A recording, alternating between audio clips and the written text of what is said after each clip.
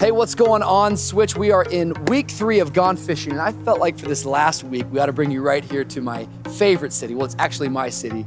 We're here in Miami, Florida. You guys are all invited. Come stay at my 1-bedroom apartment. I would love to have you one of these days. But I want us to continue because we've really been talking out of the book of Mark, and we've been looking at Mark chapter 2, but really we've been using as a foundational verse the chapter before, Mark 1, as Jesus is calling some of the first disciples. What he says to them is, he says, "Come follow me, and I'll make you fishers of men." And we've been using this as a question.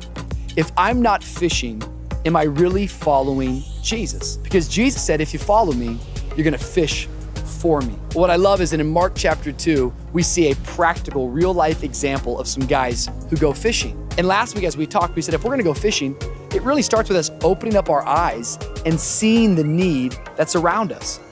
We read about these 4 guys, we never even get their names, but they see the need of a man who was paralyzed, who was in need of help. And really, if we're gonna go and reach people, it starts with us seeing people the way that Jesus sees them. We actually have to have compassion for those that don't know Jesus.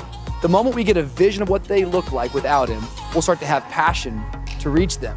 But once you see them, how many know that awareness to a problem has never been a solution to a problem? We're actually gonna have to do something.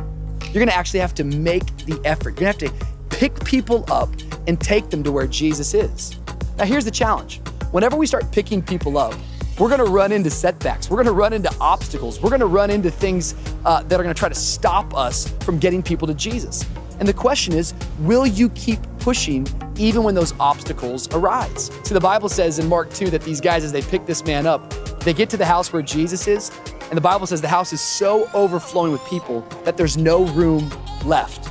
Side note, I think wherever Jesus is, there ought to be a full house. I think your youth ministry, it ought to be packed every week. I don't think there should be ever any empty chairs. Why? Because if Jesus is there, people should be there also. Now, if it was 2017 and we were talking about teenagers, I think a lot of us, we would bring our friends to church, and if we got there and there was no room left, we might just go home. But not these guys. They wouldn't take no for an answer. Instead, the Bible says they go up to the roof and they dig a hole in the freaking roof. Can you imagine that for a moment? While the sermon's going, while the preacher's preaching, in fact, right now, imagine all of a sudden someone starts digging a hole through the roof. The Bible says they dig a hole through the roof and they lower the man on a mat down to where Jesus was.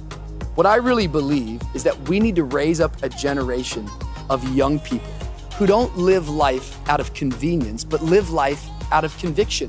We need to be a generation that won't take no for an answer. We need to be a generation that will dig a hole in the roof.